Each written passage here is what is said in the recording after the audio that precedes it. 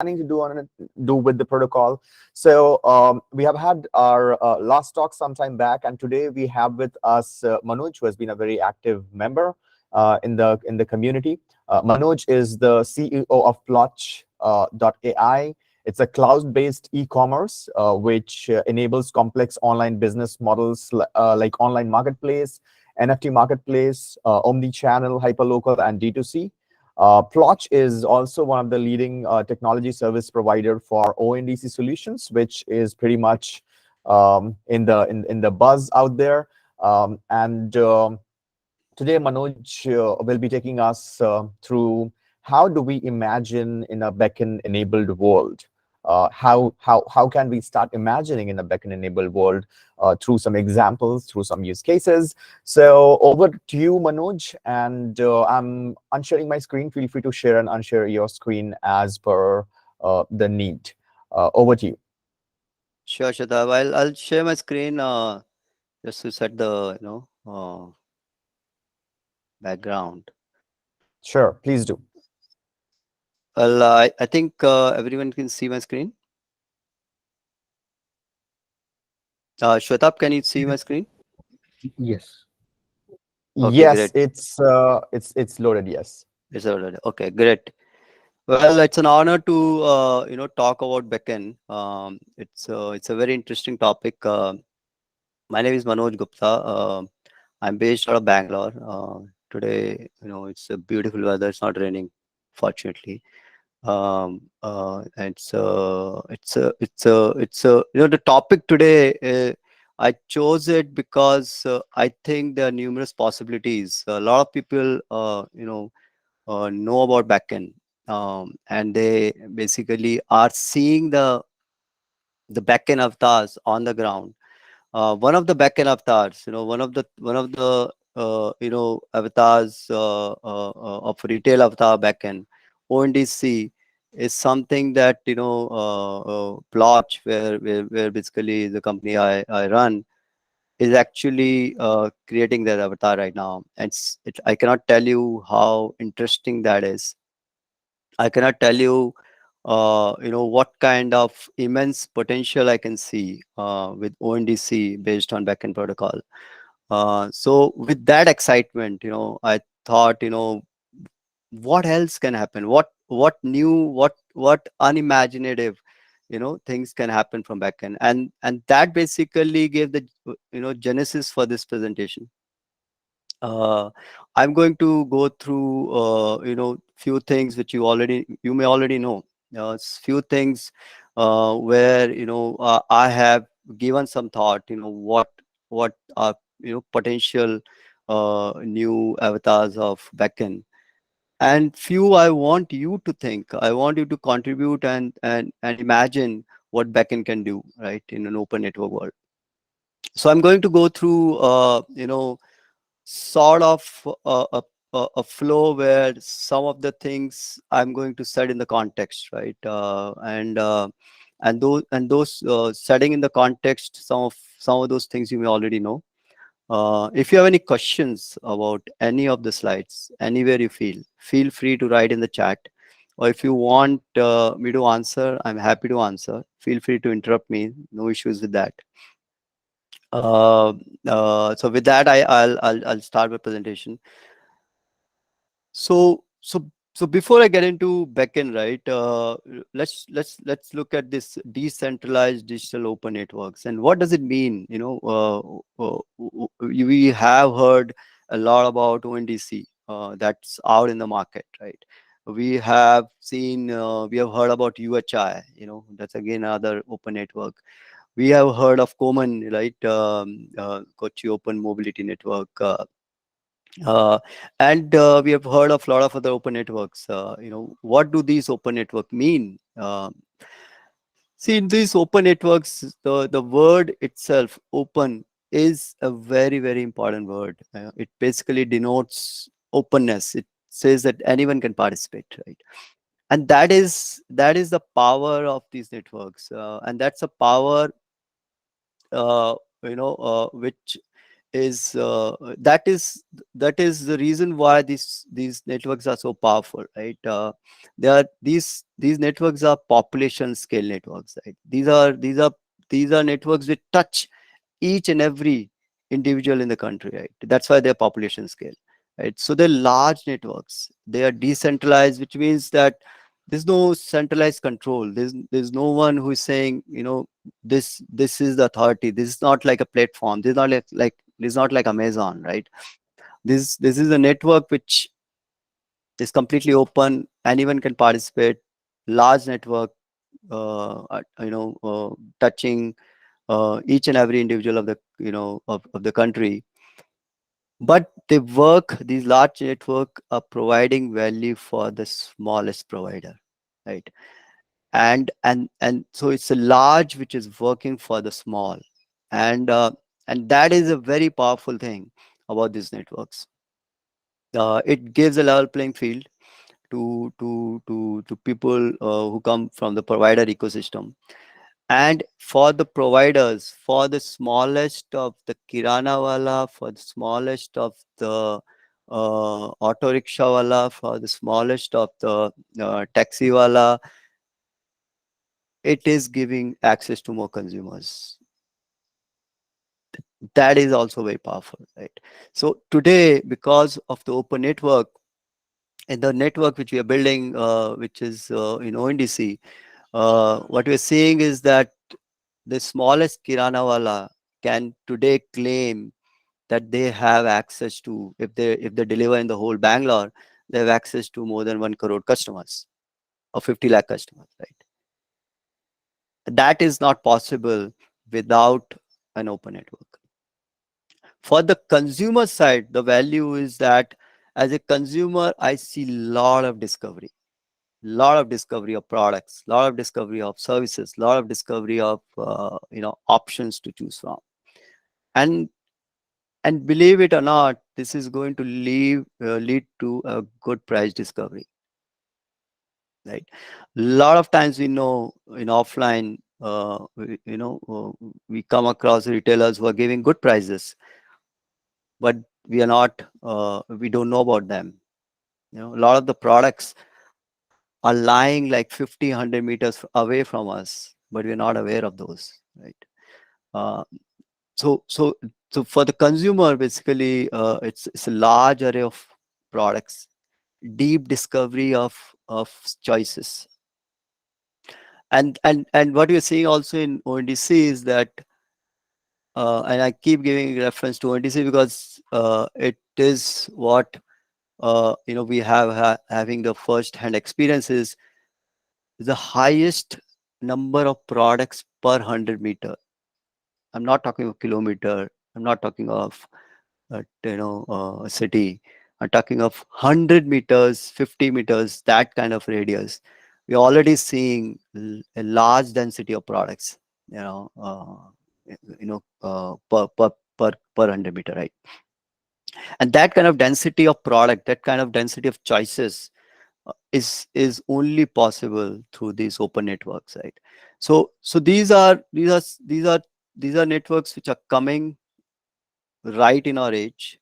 These are the networks which are getting populated right now on the ground.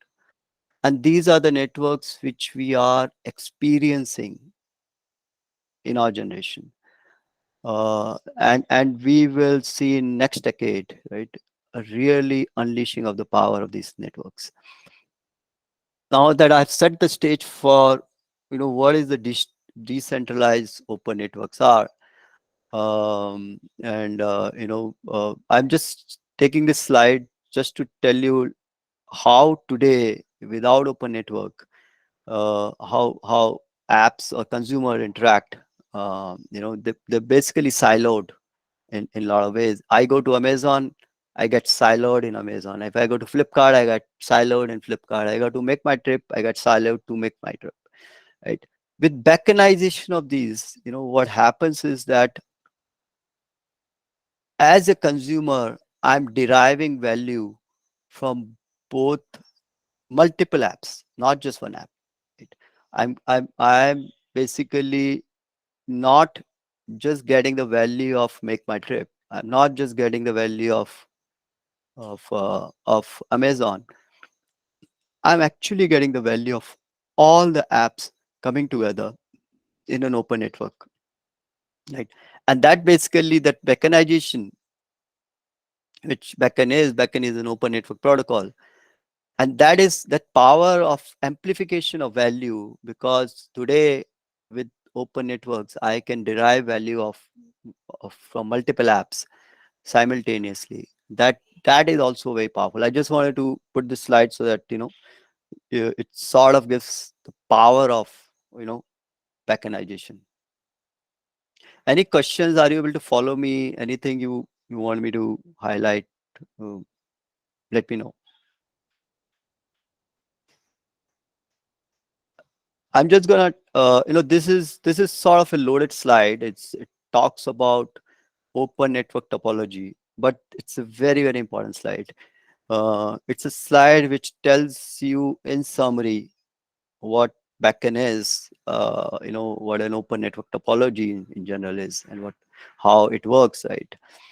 And I keep giving this example that with these open networks, your B2C business is actually the B2C is getting split into B side, which is primarily your provider apps, and C side, which is consumer apps, right? And as you can see with the splitting of B2C, your the complexity of business models go down drastically, right? As C consumer apps, I just focus on the marketing part. I focus on getting the consumers, making sure consumer queries are resolved.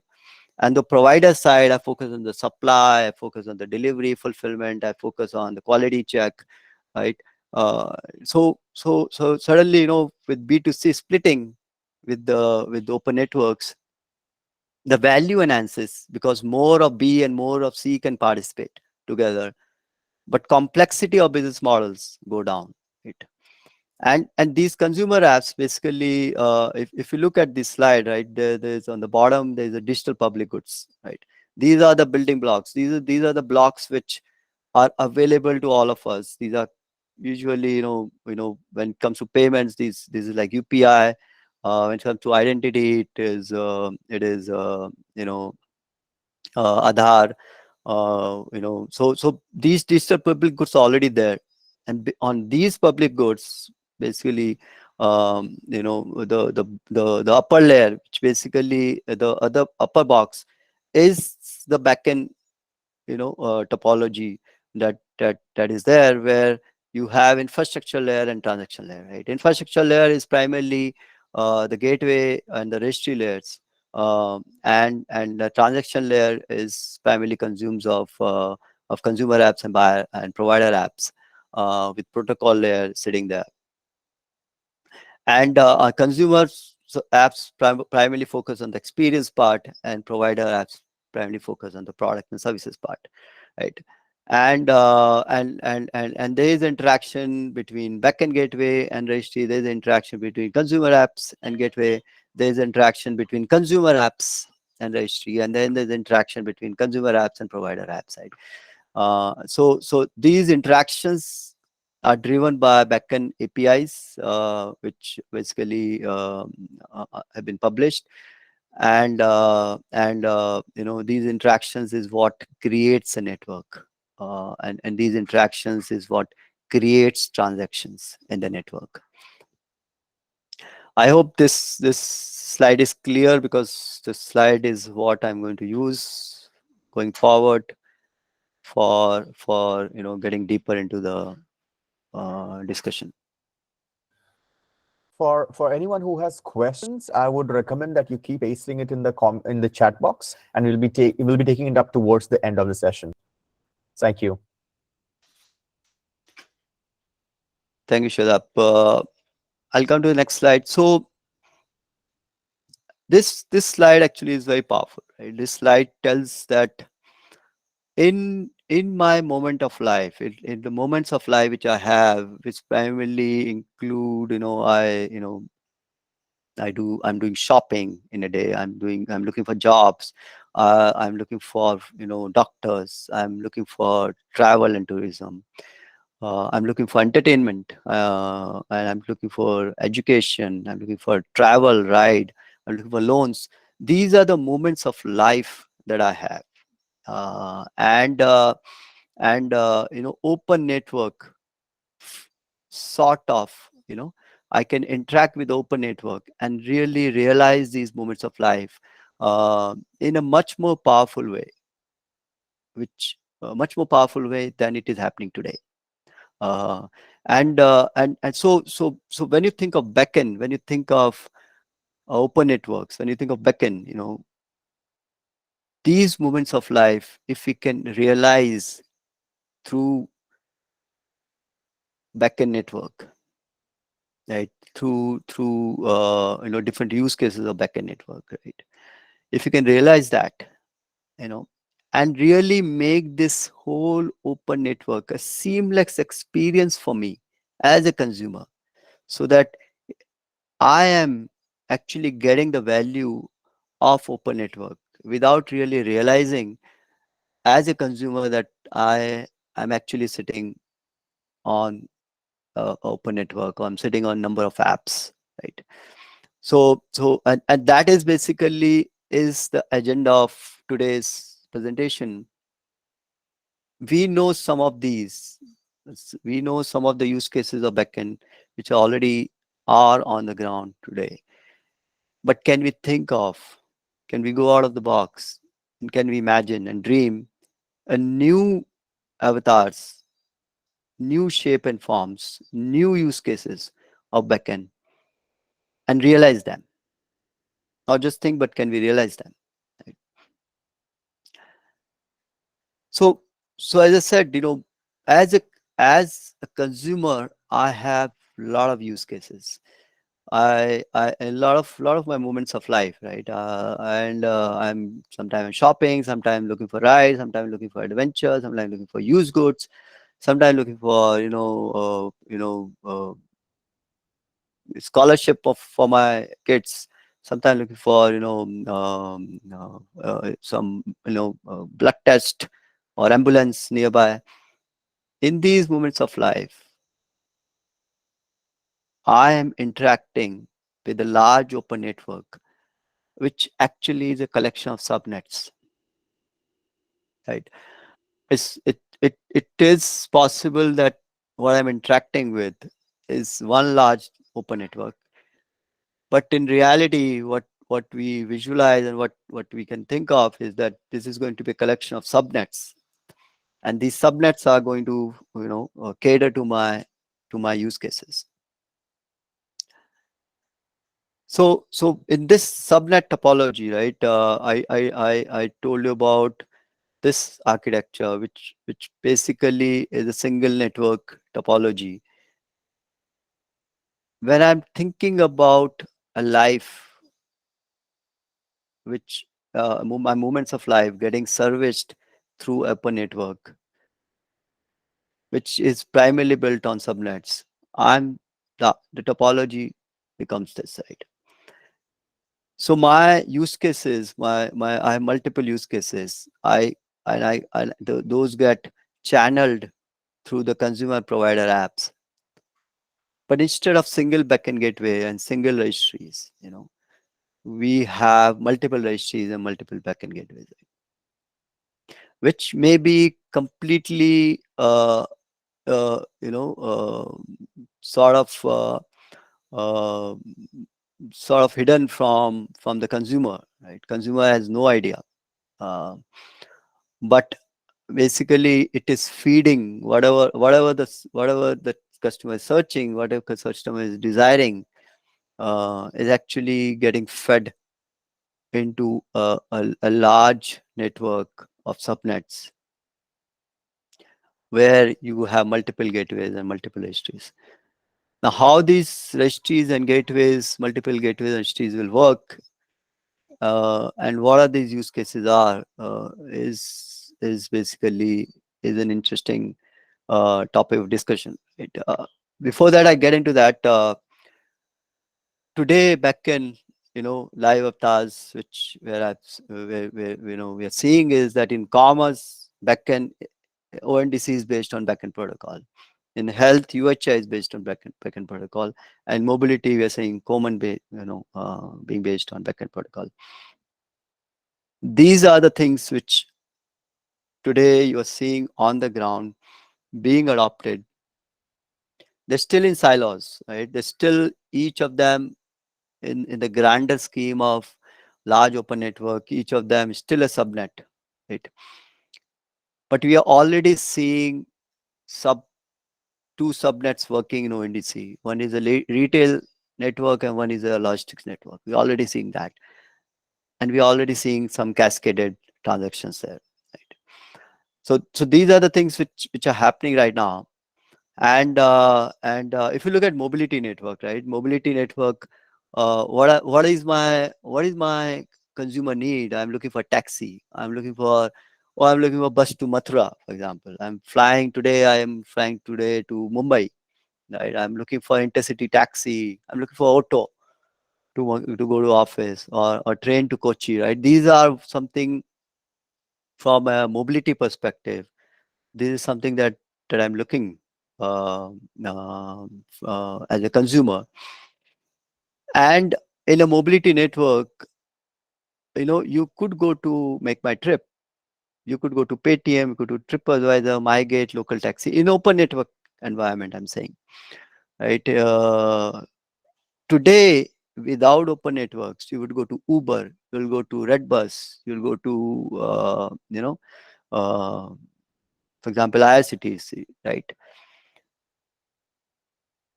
But what you are missing on is, as a consumer, I have to download Uber, right? Uh, as a provider, I have, I can only present my supply on a particular platform, right? In an open network, consumer apps can, Make My Trip today, they can't think of being, giving a mobility service to the consumers. In open network, that's possible. Paytm, for example, right? These are consumer apps which consumer today open, right? For a variety of reasons, but they don't have mobility services there. MyGate is another example, right? You use MyGate for a lot of things, but mobility services are not there right now. And the provider apps, basically, yellow cabs, Amadeus, taxi agencies, Camera, Redbus, and even like provider apps can be, because these open networks are built for smallest of the entity. Even someone with this, uh, small aggregator uh, can also participate. Someone who has 5 taxis or 10 taxis can participate, right? So that 5 and 10 taxi wala is also present on Make My Trip, is also present on Paytm, is also present on TripAdvisor, right? So so just imagine for that guy, he today suddenly in an open network he will have access to so many consumers, which today he cannot. And that is the power of open network. You today, in this slide, you will see consumer apps and provider apps, and some of the apps you will wonder why they are there, and they're still playing. They can still play a role. And so that's basically is a mobility network. That I thought will be interesting to present. UHI basically is a unified health interface initiative by Indian government to increase the health service accessibility. And again, UHI is based on product backend protocol. And in UHI ecosystem, primarily the use cases come for, where a consumer is either looking for a doctor, looking for medicine to buy, looking for blood tests, looking for ambulances, needing to reduce weight, right? And as in all, you know buyer apps in all open networks. There is a consumer app and the provider app ecosystem. Consumer apps, of course, can be, for example, Practo can be a consumer app in this ecosystem. But even like Paytm, MyGate, if I have to look for a blood test, I can open a MyGate app and find all the labs which provide blood tests. That's possible. That's possible in an open network. Or there's some local doc.com, some local website. He can also, small SME can also create a consumer app on your chai and give access to their consumers, all the supply which is available, right? On the provider app side, you have MedPlus and 1mg, Apollo Hospital. These are all representative entities. I just want to highlight that. I've used these so for examples. So I'm not sure whether these people are already participating or not, like Apollo Hospital, 108 ambulances. All these services, all the providers will be visible on localdoc.com also, right? And while we're thinking about standard apps like Paytm and MyGate, they you can think of even like Fitbit, for example, can be a consumer app. And or a pacemaker can also be consumer app, right? If let's say pacemaker, there's something, pacemaker detecting that there's abnormal activity, it actually can go to the open network and call for a ambulance, automatically, right? So even a pacemaker, for example, can be a consumer app, right? Or Fitbit, where someone, Fitbit is giving me, options for local gyms, for example, right? So it can also be, or local dietitians, right? So Fitbit can be also be a consumer app. So while we think in a standard, way, these are the apps through which I can participate in an open network. The possibilities of even IoT devices, playing a role of consumer apps, can be interesting. That is again a very interesting, thing, possibility in open network. Now coming to ONDC, right? This is another example of initiative by Indian government to increase e-commerce penetration in India. While mobility is about rides, UHI is about health, ONDC is about retail, right? Shopping, retail. It basically again a protocol which is based on Beckn and has huge potential. It is going to, in my view, it's going to change the way e-commerce happens in India. In my view, it is potentially can be the primary, channel of e-commerce in India in coming decade. So huge potential. Again, an open network. Again, a population scale network. Again, designed for the smallest of the entity, uh, but but giving large value for both provider and the consumer. So in ONDC, basically, again, I'm looking as a consumer. I'm looking for pizza. I'm looking for a milk. I'm looking for kurtis. I'm looking for jewelry. I have different shopping needs. I'm even like insurance. I may be looking for insurance, right? So and ONDC network in future, not today, maybe in future, can also cater to my insurance needs, right? And consumer apps can be again, Paytm and MyGate kind of stuff. But ShareChat, for example, can also be consumer app which has large consumers, right? Or matrimonial site can also be a consumer app, because a lot of these matrimonial sites want to sell festive products, but today they are not able to participate in e-commerce because they don't have access to the supply. Your local kirana, some local kirana.com can also be a consumer app, right?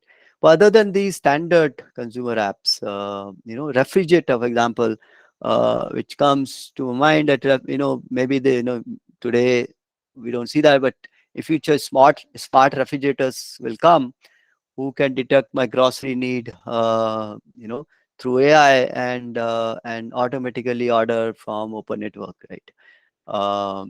Today, for that to happen, it would not be possible because refrigerator would have to connect to a closed network, a closed platform, which would limit the possibilities for refrigerator ordering for me. But in open network, a refrigerator can find my favorite kirana wala in my locality and get an order and get it delivered on its own. Other than that, basically, non-traditional can be, gaming apps. They have a lot of large consumer base. They may want to participate in the e-commerce space, or a simple like diet app. So my diet app may order automatically healthy foods from the network, right? From a provider side, it's local kirana, restaurants, manufacturer, D2C brands, farmers. We also seeing, industry, a lot of people have interest who are coming from rural India. Rural e-commerce is an interesting, you know, you know, uh, interest that we are seeing in ONDC as we implement ONDC on the ground. A lot of local retailers from services part, even tailors can be. I'm just giving examples here.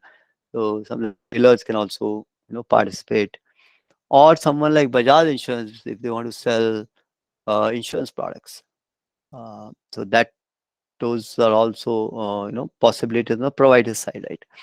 So as you can see, I'm talking about retail, I'm talking about mobility, I'm talking about UHI, health, but in a very different way, in a very different form altogether. 4 years or 10 years before, these are not, I couldn't have presented this slide to anyone because the concept was not there in a lot of ways, right? The realization, the on ground implementation was not there for a lot of these things, right? Today, I can think and visualize and see it happening. And that is what is interesting. Uh, in just if I can give you example, in ONDC in Bangalore, we we're seeing such a high density of products coming per 100 meters, uh, that I would be I wouldn't be amazed if I can find 10,000 products or even more than that within 100 meters in Bangalore in next 1 year, right? That kind of discovery, that kind of deep hyper local discovery, uh, you know, that kind of neighborhood commerce getting impacted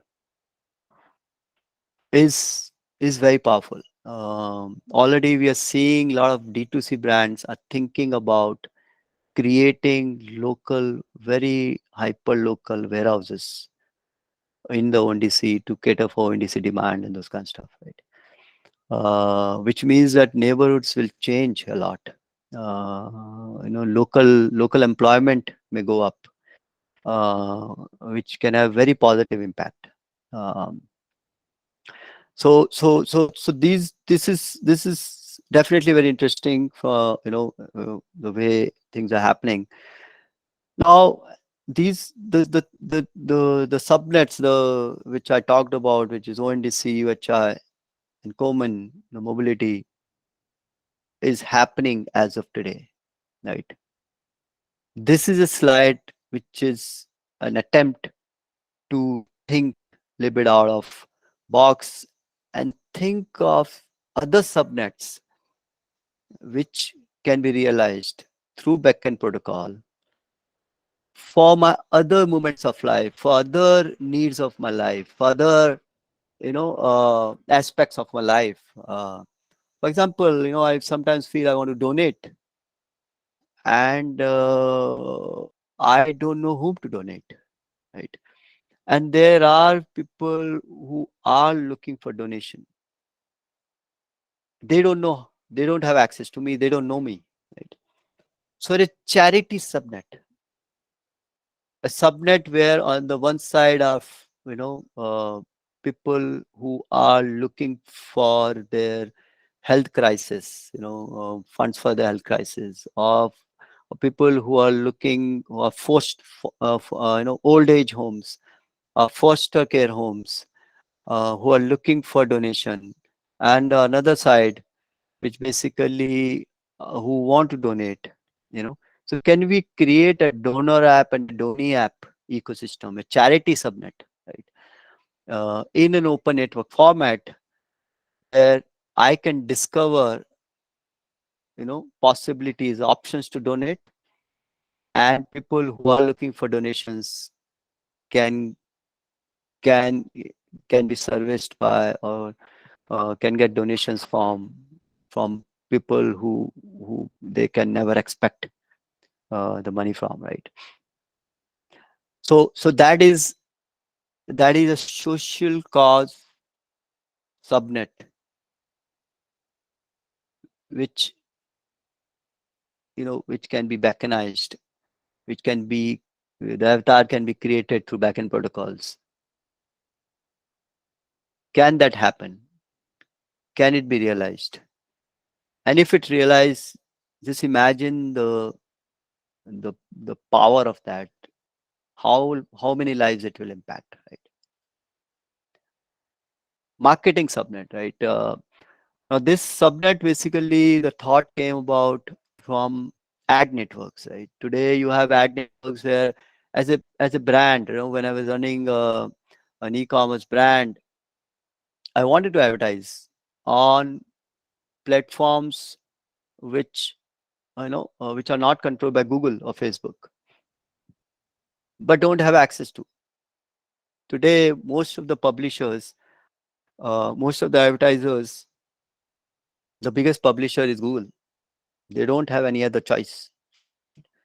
Can this monopoly, can this need of advertiser, where advertiser is so much, tied to a silo platform, can that need be fulfilled through an open network? One side are advertisers, another side are people who are either publishers, blogging sites, uh, TV advertising, radios, all those, right?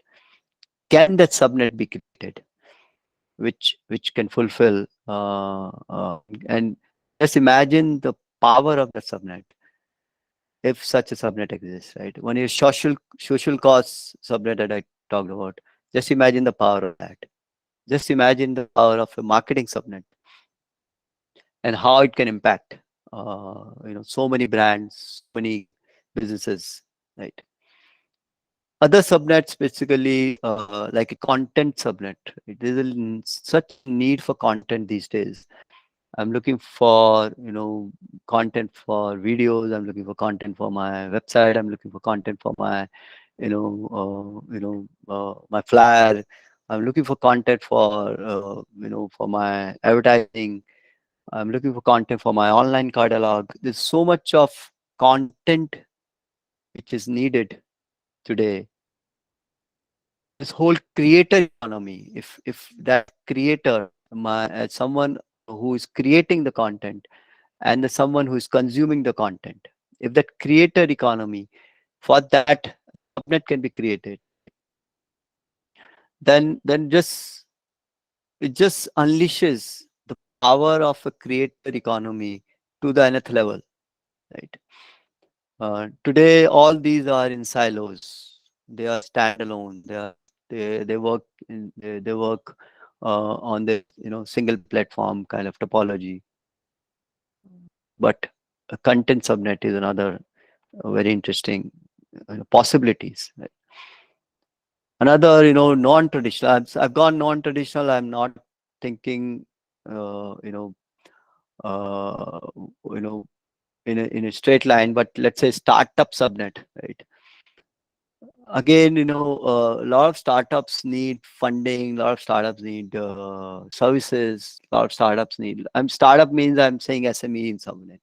Some, a lot of SMEs or startups need, accounting services. There are a lot of these, startups and SMEs who need this, and there is a whole service economy. There's a whole funding, part providers on the other side. And can we match the needs of a startup with someone who's providing funding, with someone who's providing service, right? Compute subnet, now this is sort of a different form of subnet I can think of. uh, and for example, when you look at AWS, this whole thought came, can AWS be an open network, right? Today AWS is the de facto provider of all the hosting, you know needs of a technology company. Can that monopoly be broken with an open network, right? So where I'm looking to host an image, if I'm looking to do a processing of a software, where I'm looking to do some caching, uh, you know where I'm looking for some server space, right? Can that be serviced through an open network, right? Again, something that I thought can be interesting, where you see AWS, and can it be sort of made more powerful in an open network format, right? Again, gaming subnet, right? As you know, if you're a gamer, if you're looking for games, uh, and so the people who are looking for games and the people who are providing games. So can we create a subnet where someone who's looking for a puzzle, for someone looking for a quiz, or someone who's looking for a simple game can get access to that game through an open network and create a sort of a gaming subnet, which uh, can be very interesting, right? So this is something I thought sort of puts in some ways ideas into your heads. Maybe there are 10,000 other possibilities that I have not thought about. Maybe you can think about it, right? Maybe there is a subnet which can be powered by Beckn, which can be open network, which can be a population scale network, which you can think of. And can we, if you have any of these right now, can you share any of these in this forum right now? Uh, anything which comes to mind, which can be powerful, anything which you believe uh, can be interesting, can be out of the box. It can be out of the box also. It can be something which sounds like, oh, this maybe this is not possible, but actually it's very powerful, right? Anything that you can think of.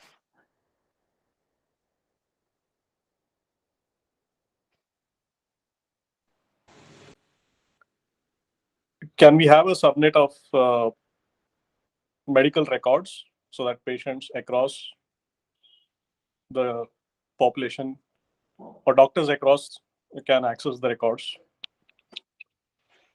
I think we are, if you look at that framework is already there in the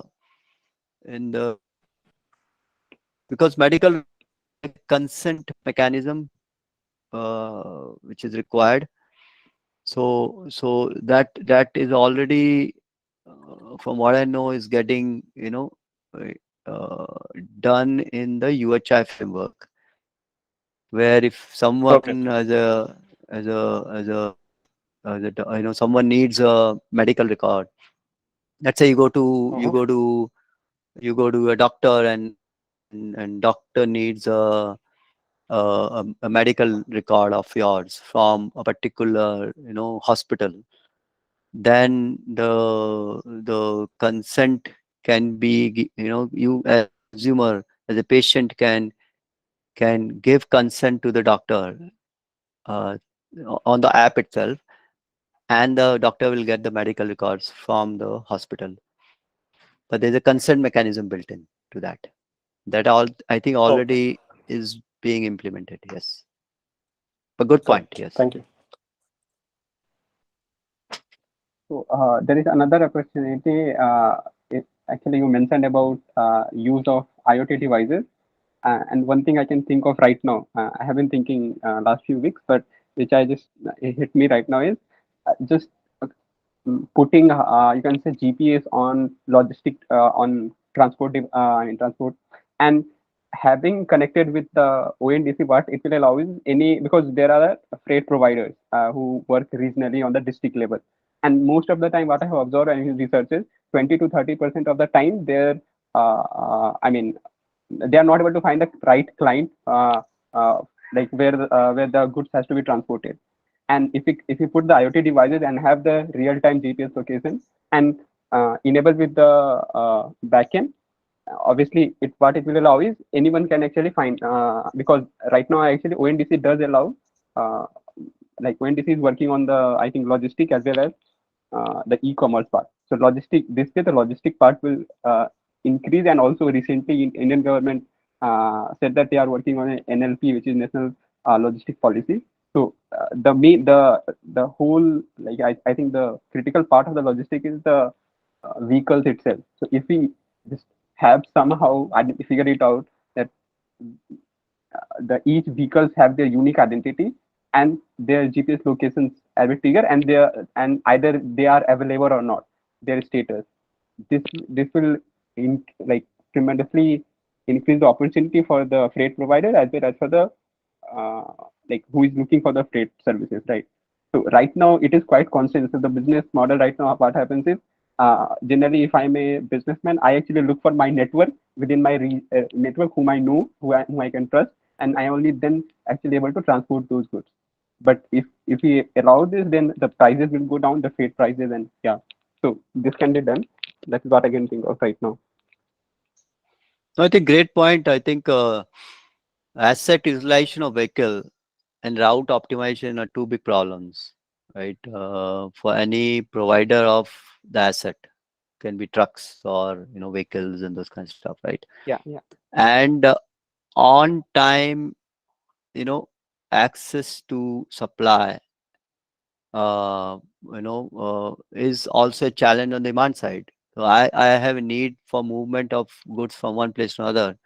Today, as you rightly said, I have to get into a siloed network and look for those options. So to that siloed network actually may not have the right most optimized, yeah. so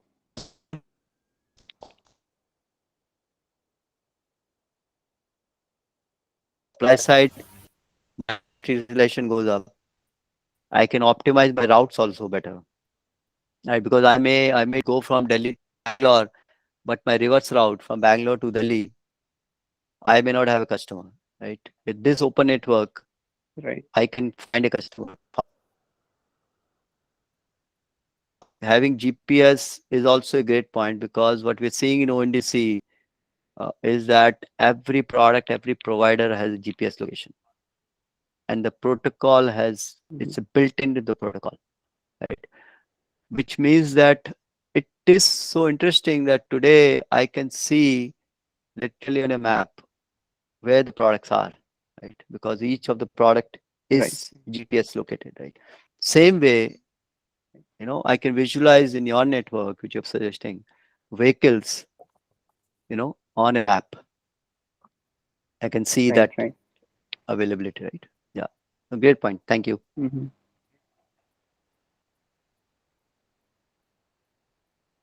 Any other? It can also be I something think backend. I think Vinayak government. and Pulkit.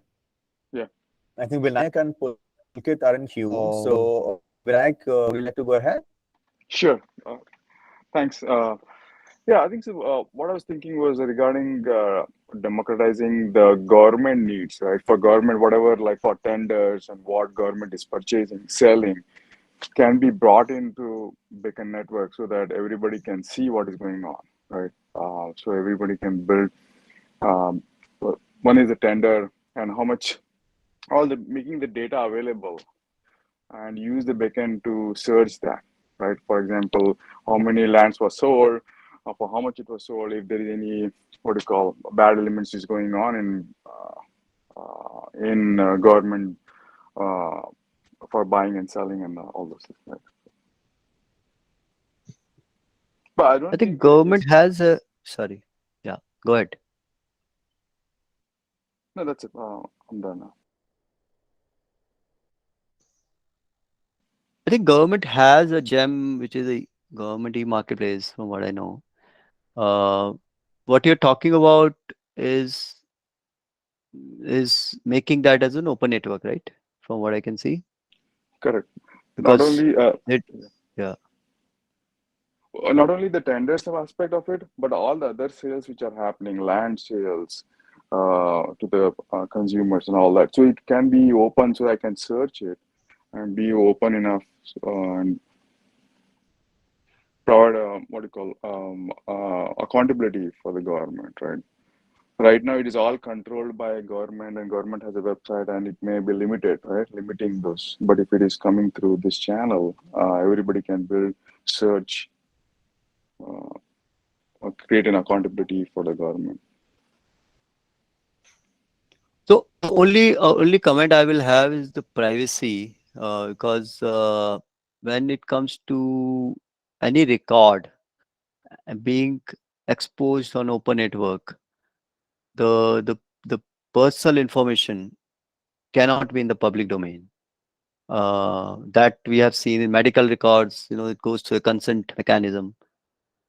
Uh, so similar way, land records there, but I'm assuming because it's a lot of personal information that it cannot just be published online. It has to go through a consent mechanism. With the consent mechanism built in, maybe I will be open to sharing that land record with someone for a transaction, maybe to a bank for getting loan, for example, right? So I'll just so give an government, example. yeah. Sorry to interrupt you. Go ahead, please. No, I'm done. Basically, I'm Yeah, just yeah. trying to put that privacy, personal information thing in the context, because that is something can limit the potential of what you're saying. Yeah, for example, land record you talked about, right? In US, primarily it's open. Everybody knows who bought for how much online, right? Zillow.com and the Redfin and other. So all the transaction is online and who knows who bought it for what price and all that. So if you open that in I don't know in India, but if it is open that, then all this bad elements will go down, right? That's the intent. Appreciate the intent. Yeah, I definitely can see the value. I'm you know, just putting the personal information thing, because that is a challenging thing. So I completely agree on the intent part. Yes, definitely.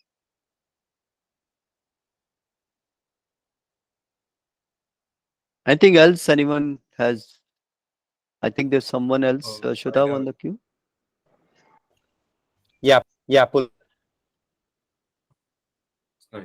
I have a question about regarding agriculture aspect of it.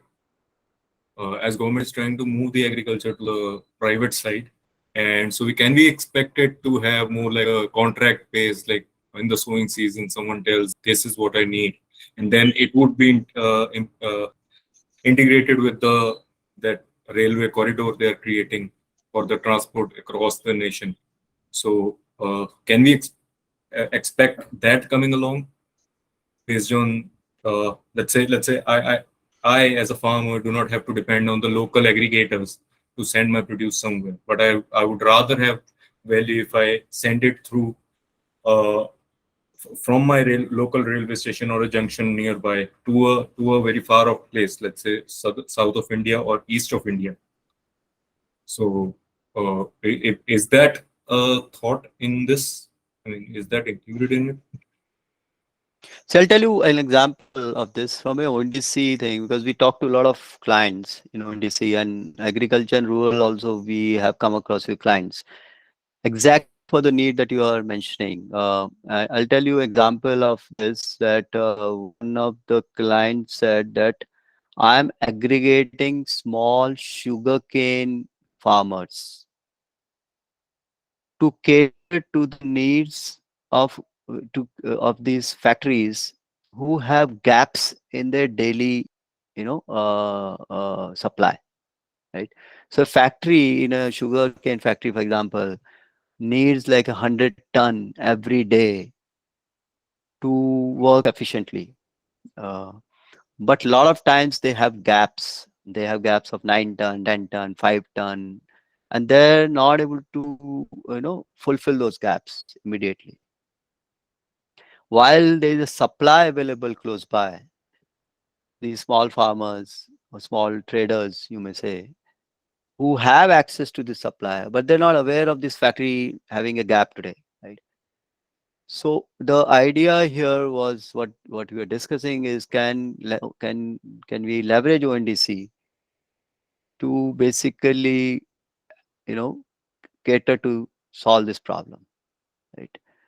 So what I'm hearing is that a similar kind of question here, where you say that there is a supply base of farm produce, and there is a demand side, and can these supply and demand side on in the agri side, in the farming side, come on ONDC or a similar Yes. network of subnet, right? Yes. But that's just the foundational part. On top of that, is there a way to? I mean, is it in thoughts that there would be a contract enforcement based on how we do things on ONDC, and the transportation based on the I forgot what its name is. There's a commercial railway corridor project going on right now. The infrastructure project, all that going on right now. So my point is, if I'm a middle acreage farmer of Punjab, and if I want to sell it somewhere else, so is that whole chain that I would need, the contract enforcement, the intermediaries, banks, and the transport that government is creating, the transport logistic infrastructure government is creating, is that already taken into account in that? So that is what. Uh, I would need many services. I would need storage, cold storage. I would need transport. I would need Yeah. some guarantor, bank, intermediary, and all that. So, is that sort of a No, it's thought in interesting. I'll tell this? you, this is actually a good, time to look at networks, which is my next slide. What you're talking about is exactly what we are discussing here. Is that my moments of life, different needs of my life. As a businessman, have needs of warehouses, you have needs of logistics, you have need of someone who buy a produce. All this can be catered through an open network. While the logistics and the transaction part can come on ONDC, the the f- the working capital part can come from another network. right? I don't know if you know about Open, which is an open credit Okay. enablement Yes. network, right? One of the things that we actually are, you know, not just thinking, we're trying to do is ONDC plus Open, right? Can these two cascaded networks work together where, as a supplier, you got an order, but you don't have working capital need? So can you go to an open network and get a loan immediately, real time, right? Can you get a working capital loan, and your end use is very clear to the underwriting, bank or whoever is underwriting the loan, because you have an order on ONDC, right? So your end use is clear. So it should be simpler for underwrite to write your loan, and the interest rate should be lower because it's lower risk. Uh, uh, you can still hear me, right? I'm sorry. Yes. Yeah, okay. Yes. Yes. Yeah, Yes. and on the consumer side, basically, I bought this. I'm actually buying this. So can I get an EMI option or something like that from the open network, like Open, and get a loan? Because again, my end use is clear that I'm buying this for my business purposes. Uh, so so these are interesting actually options. This is a slide actually. I'm just switching the slide. Right, my ONDC is where your transaction of your business is happening. Um, and while for lending you have gone to the Open network, and for delivery of the product you have gone to the logistics network subnet. Right. Of course, currently this logistics subnetwork in ONDC, you'll find traditional courier companies like Delivery and Shiprocket and Dunzos of the world. But in future, I can see that even what you're talking about, railway networks and those things can also come here Yes. for B2B businesses, especially for B2B businesses. Right. So it would even include the services as well. I mean, Now, not just. logistics. When we're talking about logistics, of course, the warehousing also comes into picture. Yes. Yes. Okay. Thank you. So this I think was the great question, because actually this was follow up to this slide. And this is again is a power of subnets that you're looking at. Right? That standalone ONDC has its own power, but by cascading it with other subnets, the whole ecosystem has become much more powerful for a consumer like you, for someone who's using. uh, Now you can actually get the value of multiple subnets Yes. through because it's open network. Any other questions? I think almost at the end of my slide. Any other Yeah, questions Manoj, you Yeah, have? there's I one do have more, one question. Anish. Yeah, please go ahead. Sure. Yeah, yeah. Thanks, Manoj, for the good talk. So, my question is regarding disputes. So like there are already many networks which had trying to do the commerce part, right? So, OLX or Facebook Marketplace. Now, these networks are prone to scams and disputes. So, on platform like ONDC, which is like a democratic platform, how will disputes will be handled at a scale? Like, So it's a great question. And dispute is something that ONDC is working on right now. I think the framework should come out very soon. Uh, there are multiple ways of solving the dispute. One is that a minimization of the dispute itself, which means that the network should, you know, throw out bad entities as quickly as possible, right? So in ONDC, there is a ledger called reputation ledger, which is designed to so that everyone, each product and seller, and the buyer app and each participant can be rated, and based on that rating, the filtering can happen on the consumer apps. Also, in extreme scenarios, can all the network can also remove those entities, right? So minimization of dispute by making sure there's a reputation ledger is one attempt in solving this. Second way is to create. Now, this is again, I am speaking with what knowledge I have, and I don't want to. I don't want to. I want to give full disclaimer that what I know is what I know. I may not know everything.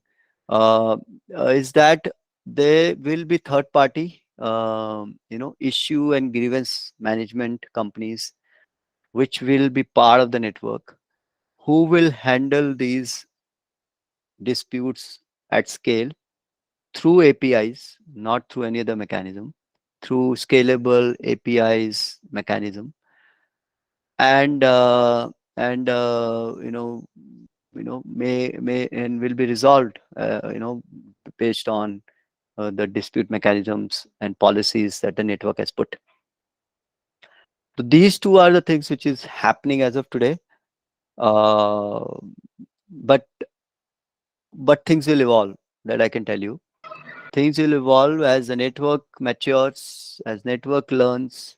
We're already seeing that, in ONDC, we've gone through a level of maturity where, the orders are getting placed, the orders are getting delivered, the payments are going to the sellers. There is a reconciliation which is happening. So there is a learning which is happening in the network. So the good part is it's a network. So one bad entity doesn't destroy the network, because there are 10 other good entities, and there are mechanisms to monitor that bad entity. But we'll have to see. Unfortunately, I cannot give you a full answer on this one. Okay.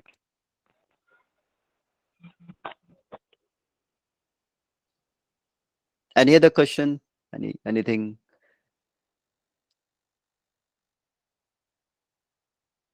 Hi, Manoj here.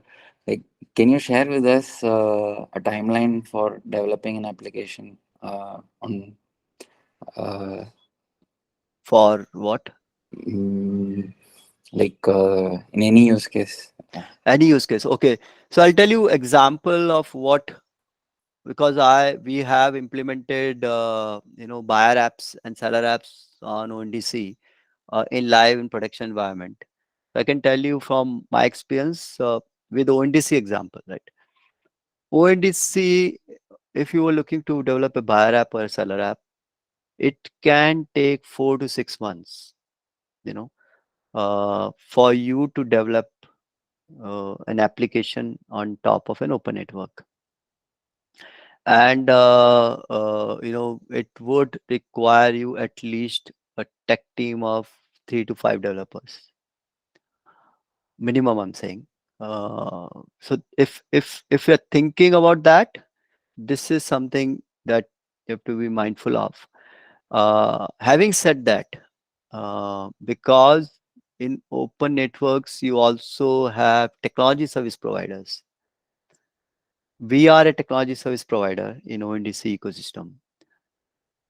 We have brought participants live in the network within 2 to 4 weeks, because we already have a technology stack, right?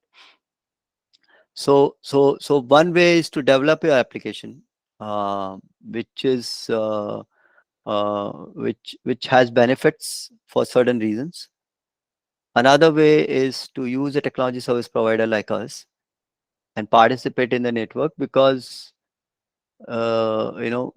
that's faster, it's cheaper for you, and and you don't have to worry about API changes and protocol changes and those kind of stuff in future, right?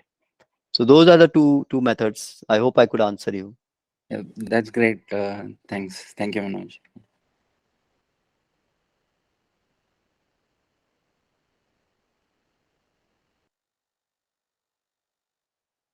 I see Any there's other a hand question? Anyone raise. else? Chalam, do you have a question? Yeah, thanks, Manoj. So, Manoj, since you've been working closely with ONDC, just want to know from your perspective, like how is the adoption been like in terms of the orders per day? Like, what challenges are we seeing in the initial stages? How many sellers, how many buyers are participating? See, from numbers point of view, I would let ONDC speak for it because I don't want to, share numbers. What I can tell you is that it's been a great start. I'm already seeing a rapid expansion of supply in the network. See, in any ecosystem, the supply takes the first leap of faith. That is where most of the time you see the first attempt to build scale. And you know, we run a marketplace called Craftsilla. We have seen that it's similar to a marketplace platform, right? The first dig, the first attempt you do is on the supply because it's easier to bring supply up. The demand then goes up, and then you push again the supply and the demand, and that's how it works, right? So already I'm seeing a rapid expansion of supply. As I said, you know, the per 100 meters. We initially thought we should show products within 5 kilometers, 10 kilometers of the radius of the customer. As of today, I'm thinking I should show 100 meters, 200 meters, 500 meters. 5 kilometers too big, too many products. I have a lot more products even in just 100 meters or 200 meters of the customer, right? So, so, so, so that kind of thing is very interesting. There are challenges in the initial launch of the network. There's always challenges. As a network, there's a lot of learning. As a network, closing the loop of creating an order, getting it delivered, and paying the seller who actually who supplied the product. Closing the loop itself, was not easy. But once you close the loop, then things are, very clear and it's much faster and much smoother. So that's where we are today. We have closed most of the loops. The only thing which I think is still not there is, as I said, dispute mechanism, which I think ONDC team is working on and should be there anytime. Mechanism is there. Is that it's the scalable way of through APIs that is not there right now. The mechanism of dispute mechanism solving the dispute is still there. Yeah, I think those Yeah. are the things I can say. Yes. So I just have like one more thought, or I would say like also would like to hear your comments on this. So one big potential that I see with ONDC is the uh, democratization of how the data is captured, right? Right. If you think about it, right now the Amazon, Flipkart of the world.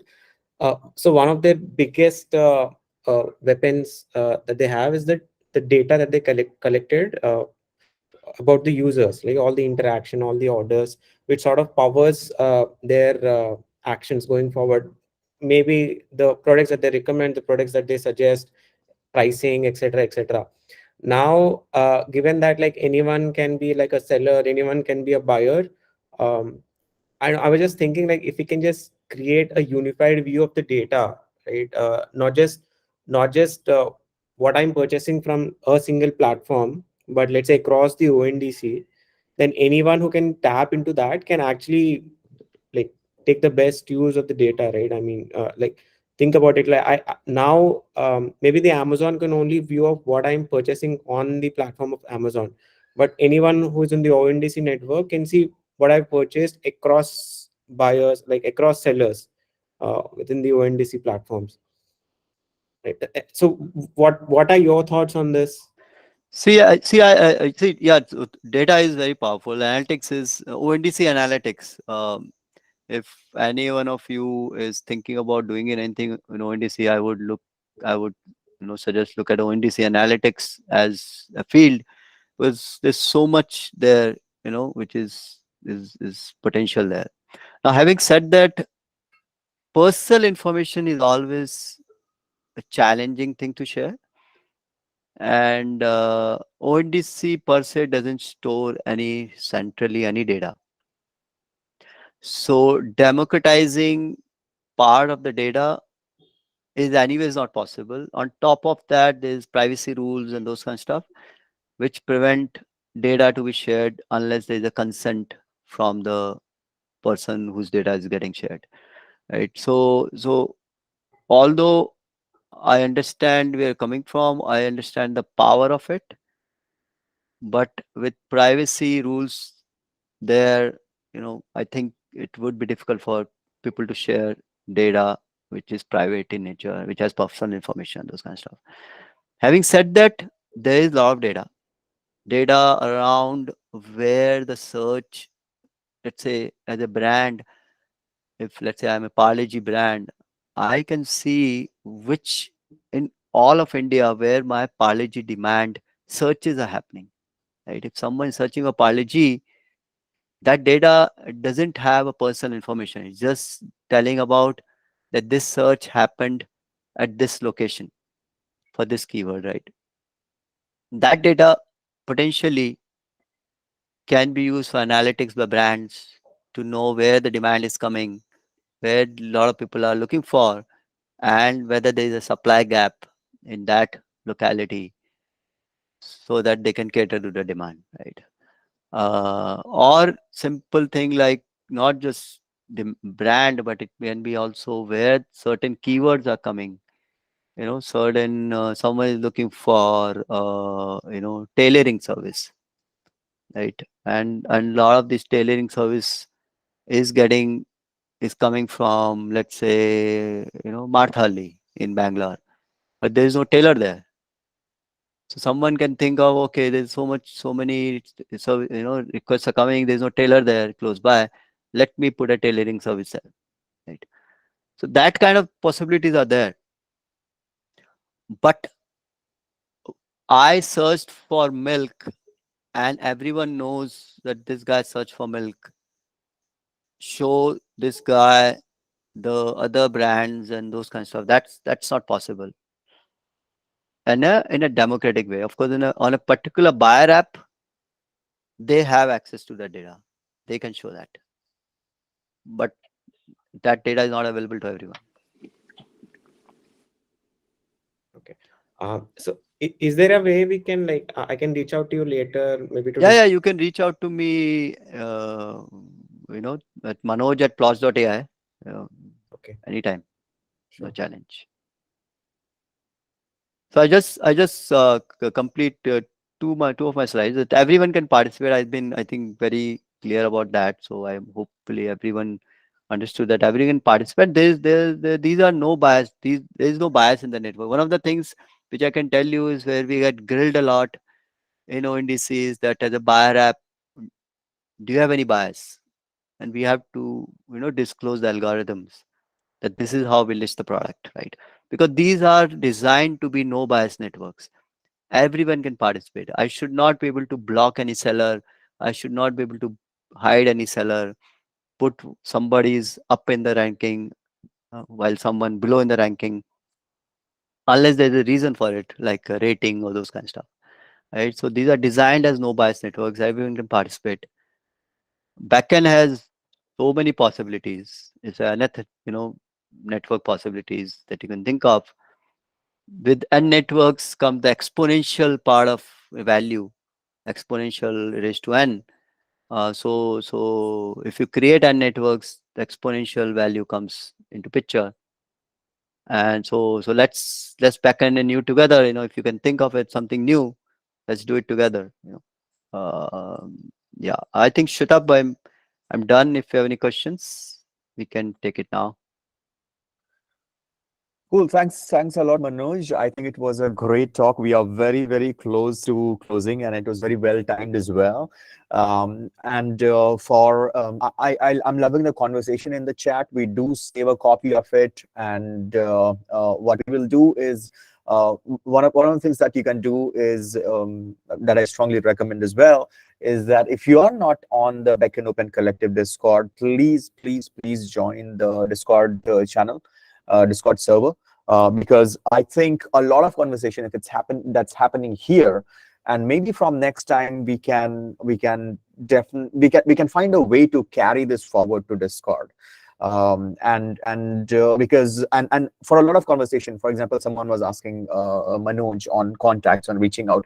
If you have this conversation on the Discord channel, there are two ways, there are two things that we gain. One, the entire community is gaining from your conversation, right? And the entire community kind of, at least if you have a question, at least I might be someone who has never thought of that question or thought of that scenario, right? The community gets to know. And they're, like Manoj said, right? We all are working in our own spaces, and we have our own expertise, and we might not know everything. Someone might come in and say, hey, this is what I did and this is what happened, and share their experience, right? So I think it will make a lot of sense for us, whoever have our questions not answered yet, to please put it on the Discord server. If you join the server right now, I can make sure your identity is verified through this call. I can make sure that we verify you right away on the server, and that will give us a way to start to kind of start the conversation on Discord. We will definitely want. I'm sure that there might be some questions that aren't answered yet, and there might be some topics which are kind of debatable and not really not something that we can take it up right away in the interest of time. But we don't want to drop the ball on those topics or those conversations or those I would say conflicting opinions. Please join Discord. If you join now, I'll just verify you right away, and you get to make a conversation there, which becomes a community conversation. So please do that. And in case there's a last question, I think we still have 5 minutes. In case there's a last question, please feel free to put it out there. Or Manoj, if you want to pick up something from the chat, please feel free to. And we will share, the recording will be shared, and the chat will be shared. Back to you, Manoj, for closing the session. Yeah, Chalam, I saw you on the server. I verified, and you will be able to access Beckn Open Collective is the main channel.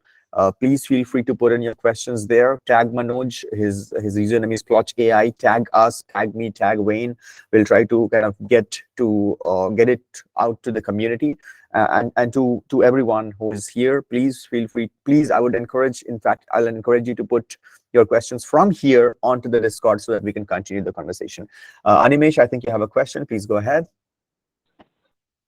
Yeah, Manoj. So I have one question regarding the data privacy part, right?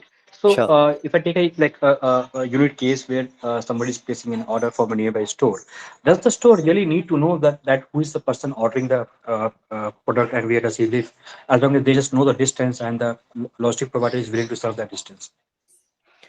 So currently in the protocol, the address of the customer, the email of the and phone number of the customer is shared with the logistic provider. So there is data that is shared. So if so I does it answer your question that that data is shared with the logistic provider? Whether now are you questioning whether that data is needed or not? Then Yes. it's a Yeah. see. I'll tell you practically the phone number is needed by logistic provider. In India, everyone when they're on the they need to contact the customer. Okay, आपका order आ गया है. How do I deliver all those things, right? So phone number is a practical requirement that I have seen in e-commerce that has to be shared with logistic provider, and address has to be there, right? And the name has to be there. So there isn't any information I can think of that shouldn't be shared or is being shared with the customer. Now I'll tell you the other reason why email address might be required is to share the invoice. Yeah. I was coming So from the like seller this. is invoicing the customer in this case, Yeah. always. So actually, I was coming from this concept manager point of view, right? So which is like currently being implemented for financial services. There, like you only get to know on the data which is required for you to deliver that particular service, right? And that is only for a limited time period. That way, in a long term, maybe the privacy of the customer can be maintained.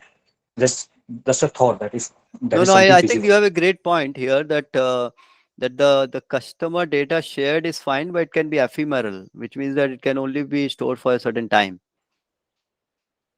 That I Yeah. think is a great point around privacy. But I feel that customer data has to be shared with logistic provider, otherwise it's not possible to deliver in an efficient way. So and that is what is happening in the network. So that is the case. But I agree that can it be ephemeral in the sense that can it only be for a certain time and not forever stay with the logistic provider. I mean, one of the downside too is that let's say Amazon comes on board ONDC, right? So they having more resources will obviously have more customers, and that means more data. And if they have more data, then it's a feedback loop, and then they can be a dominant player on the ONDC network, and it's not a like a equal opportunity kind of thing for other players or smaller. Okay, so basically you're saying that Amazon coming as a buyer app, as a consumer app, and getting access to all the supply. I'm saying Amazon having more resources. I'm not sure how the ecosystem is going to play out, right? But let's say Amazon or any other company having more resources as compared to, let's say, we take Reliance and they start opening very small stores all over Bangalore, right? Every, say, 500 meters, they open one store, right? Now, because they have the resources, they can open those stores. And because they have stores, they will get more customers. And if they have more customers, they have more data. That creates a feedback loop where they can service the customer better. But that creates an unfair advantage for them as compared to other companies who don't have that kind of resources. But this question you have is in the open network context or without the open network context? Like in open In the network, I'll open tell network you, context, open network, Geo is coming, is gonna come anyways, irrespective, right? With open network, what happens that Kirana wala today, who today cannot participate, is getting an equal opportunity. Visa, as in similar footing as some other Kirana wala who is coming through Zio ecosystem. Today, that Kirana wala doesn't have an opportunity at all, zero. So you may argue that open network is the benefit is going to Geo because they are also there. But we also have to look at that Kirana wala who is not able to participate today is able to participate. So we are giving that guy, that person, a fair chance to fight with the bigger guys and service, right? Animesh, I don't know where you live, but if you're buying a product, there are a lot of products which are available close to you. You're just not aware of that. uh, I actually stay in Bangalore. So I mean, the reason I asked is because this like keeping the data private Yeah. I also have one advantage. So just give you one example. Pre-COVID, right, before all these 10 minutes delivery apps started, right, we used to have a couple of small stores within our apartment complex. They were small stores, but the moment this 10 minutes delivery app started, right, their business went down because they could not service the customer as good as they could have earlier, because there are alternatives. I can order something from Jepto or other places, right? Now these things happen because those companies have more resources, they have more information, so they can give me better offers. So in open network, they can participate and they can still fight, right?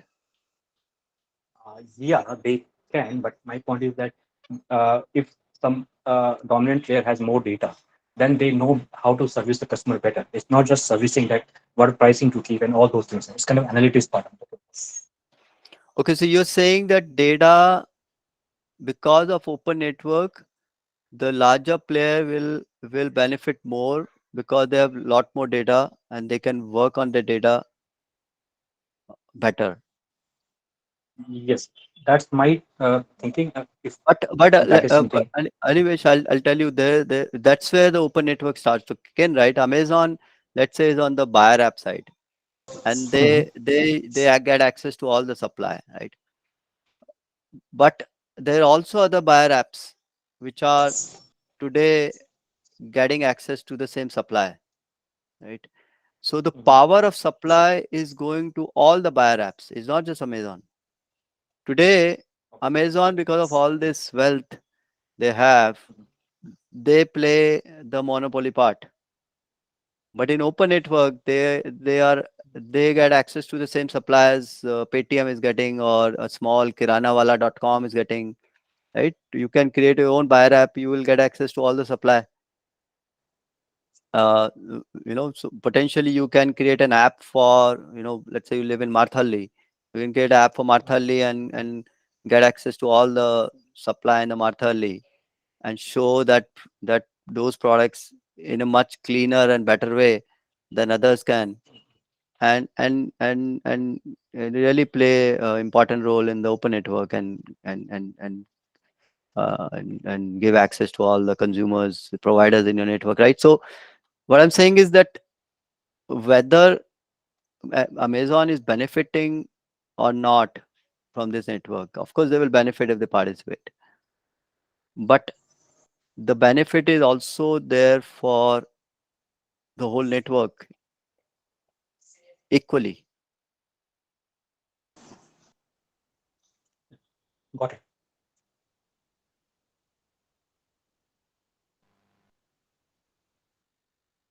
Great. I think, Shweta, this has been great session. I really love talking. It's a very interesting topic altogether. And Yeah. just imagining Beckn in new form and shapes and use cases. It's a very interesting concept. I would encourage everyone to think more about it, how we can together work to create these open networks seamlessly so that we can unleash, power of nth level, um, and really be a leader, in digital economy, and set examples of it from this country to the world. So thanks a lot, Shwetab, for giving me opportunity. Thanks a lot to everyone. I really enjoyed. Thank you. Have a great Thank you so much, night. Manoj. Yeah. Yeah, thank you so much for joining, and thanks everyone for joining in. And just like Manoj said, it's a protocol. We never know the ways in which it can evolve, and this is not an exhaustive list of everything that we can imagine. It's just a bunch of things that we were able to discuss in this small amount of time. But being a protocol, we never know. When HTTPS was designed, we never thought what would, like, we never thought about things that are happening on it today when it was designed. So again, it's not an exhaustive list of everything that we can imagine, but a very interesting conversation. Thank you, Manoj, for your time. Thank you, everyone. I would strongly recommend everyone to initiate the conversation on the Beckn Open Collective Discord on the main channel.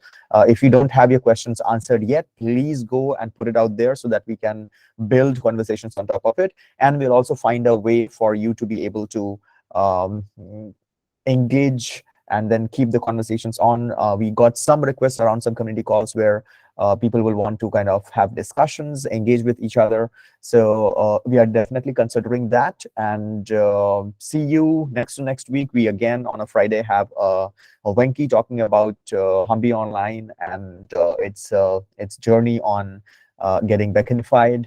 So see you next week. I would say see you on 28th. But before that, I'll see you on Discord, and let's keep the conversation going. Thank you, Manoj, and thank you everyone for joining in. Have a nice day ahead. Thank you. Thank you. Bye-bye. Bye. Yeah, bye. Thank you.